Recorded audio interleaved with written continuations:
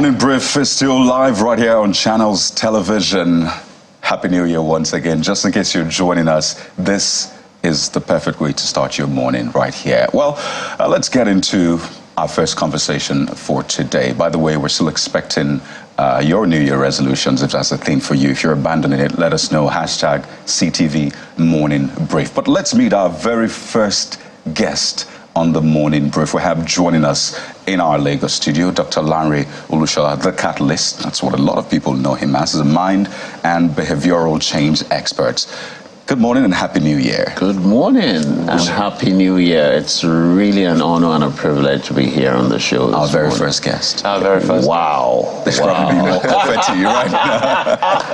I know. I see some confetti. Absolutely. Yeah, absolutely. It's for you as well. And nice. I know a lot of people are excited about the new year. Yeah. Maybe some aren't. It's always mixed feelings for a lot of people. But let's talk about that construct of time, because there are areas that are not even in the new year just yet. I know that's a conversation for another day.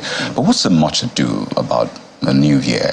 It comes with the resolutions, the vision board, and all of the plans. But what is significant about a new year, really, for you? I think you know, it's a very symbolic time and season in everybody's life, every nation's life, every continent's life, in the world in itself. And if you get a gift, a pair of new shoes, a pair of, new trousers, new clothes, new wristwatches, how do you feel? Usually you should feel great if it's the one you love. Yes. And that's what a new year symbolizes. It symbolizes the end of a season and the beginning of a new one. And with each new season comes excitement, comes expectations, comes happiness and joy.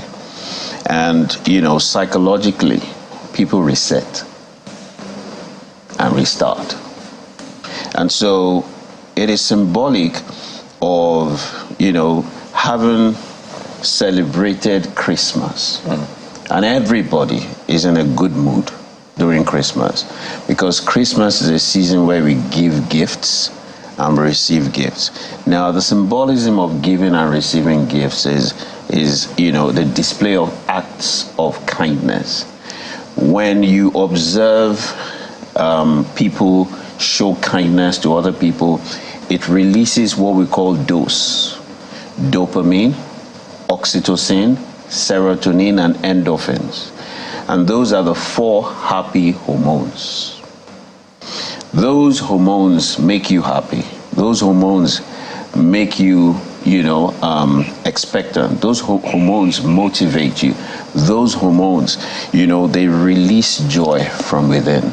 And so leaning in from those biochemical releases or hormonal releases, right, within you, and starting a new year with dopamine, oxytocin, serotonin, gives you a new lease of life. So I wanted to find out, a lot of people, let's also switch gears to issues why when people try to do this reset, it doesn't seem to last as long as they anticipate. You're a life coach. I'm sure you've tracked this for many years. Why? They come up with so much optimism, excitement. I want to do this, I want to do that. But just in a short while, they lose steam. So what makes people lose steam? Maybe they can learn that this very January 1st to begin to examine themselves clearly and know what to do next. All right. So the release of dopamine, oxytocin, serotonin, and endorphins does not last too long, right? It's just like if you eat in the morning, your system is going to break it down and digest it. By afternoon, you're hungry, which means that you have to sustain, that digestive system. So you eat breakfast, you eat lunch, and you eat dinner. And you don't stop in day 1. You continue in day 2, and you continue the rest of your life.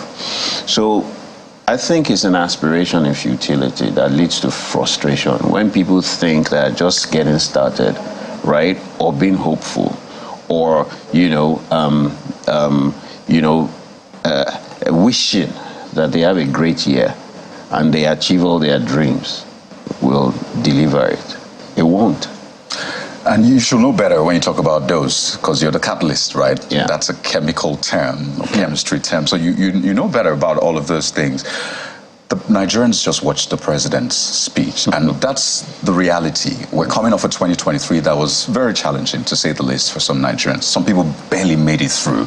And then they start the new year, they listen to President Tinubu's speech. You listen to it as well. Yeah. How would you describe that as a start to the year? I think one of the most inspiring speeches that I've heard him deliver. I think one of the things that we need in Nigeria today, and we all agree, is hope. Hope. We all have to have faith.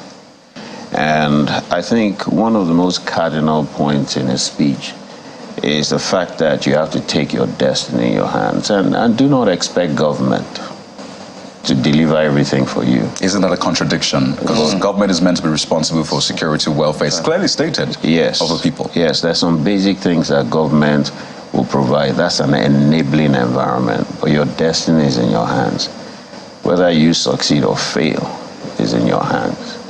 And so it is Nigeria. There's no geographical space, right, that is Nigeria outside of the people. Yes, we know we have this construct or this contraption that we call Nigeria on the map. But let's take all of us out of Nigeria. What do we have? Nothing. So Nigeria really is you and I. Nigeria is all of us. And the success of Nigeria depends on the success of the individuals. If we looked at America and China, right, and the developed countries, and we look at their prosperity, it is the result of the prosperity of the people. And so one of the things that, his speech hinged on is entrepreneurship. It is very important that we begin to think, what are the problems that we can begin to solve? What is the value that we can begin to add? And once we begin to solve problems, we begin to add value, right? When we begin to deliver value, right, we will be valued and we will receive value in response. So I want to bring this to personal, at the personal level as well. Yeah. I asked the question about why people fail in terms of their aspiration and setting goals and all of that. Looking at the reality that we're facing as a country, in our opener, I was trying to say, look, some people may set it high, some people set it low. When you look at the economy, if you are to advise an individual right now, say by region, some people are living in, where there's prevalence of insecurity. Some of us in Lagos are having some of the best times because that insecurity is not as much as some part of the country. What advice are you going to give to people that, look, in going into this year, setting your goals, these are the things, pitfalls you may expect, and these are the things you should do to avoid them if you want to meet your aspiration as an individual? All right, so let's look at, the basis that you've set. The first thing is it's very, very important for us to localize our wishes or our goals. So the guy in Lagos and the guy in Ekiti or the guy in Katsina or Kaduna cannot be setting the same goals because they don't exist in the same environment. And environment is very, very critical to your aspirations, to your dreams, and the actualization of those dreams. Environment. So whenever you set a goal, right, localize it. And, the science of goal setting teaches us that your reality is very critical. So it's not just about the goal. Your reality within your environment, your reality internally, that is your thoughts, your beliefs, your emotions, your decisions are very critical to achieving and attaining those goals, because your environment influences your thoughts. Your thoughts influence your beliefs. Your beliefs influence your emotions. Your emotions influence your decisions. Your decisions influence your actions, and your actions produce your outcomes. And so if you do not take your environment into consideration, right, you have started wrong and you would end wrong. So it's about the input that creates the output. So we're all subject to our local environment. We're all subject to our emotional environment. We're all subject to our psychological environments, right? That environment is very, very key. What thoughts and what thought processes, right, does it start off for you? And how you think it? Which means that if you have negative, limiting, disempowering thoughts, you will have negative, limiting, disempowering beliefs. You would have negative, limiting, disempowering emotions. You will make the wrong decisions and take the wrong actions. And so we need to start off with that. What environment am I in? And how does that align with my goals? Now, when you look at environment and you look at your goals, right, then you would ask yourself, what are the core beliefs that drive me? And what are the core values that drive me? You must also, of essence, ask yourself, why do you want those goals?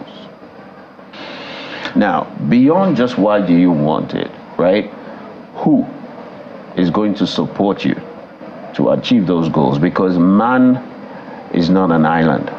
You need people. You need destiny helpers. You also need accountability partners to hold you accountable to those goals. Now, beyond all of this, right, is you have to plan. Because he who fails to plan has already planned to fail. So, how are you going to execute those goals? What are you going to do differently? Assess what happened last year. Visualize where you're going and what you want in your future. Right. Then ask yourself, what do I need to stop doing? What aren't I doing that I need to start doing? What is wasting a lot of my time and energy that I need to do less of?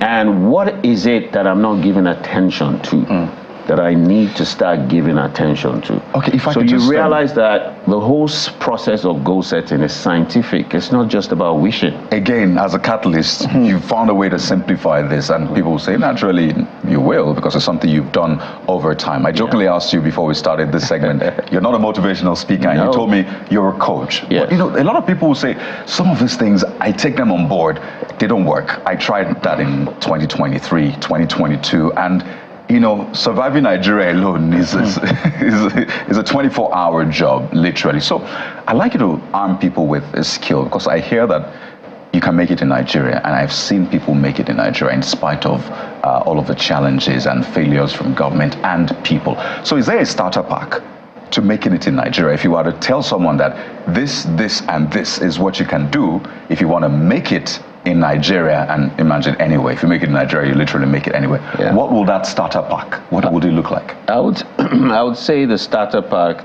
is these three statements. Number one, know thyself.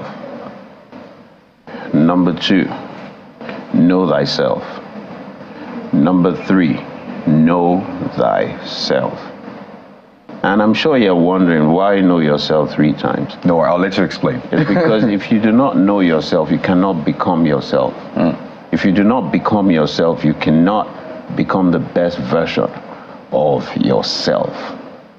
So many people, Nigerians and people across the world, are always looking at other people as their measurement stick, as their rudder, right? You must walk your path. You must live your life.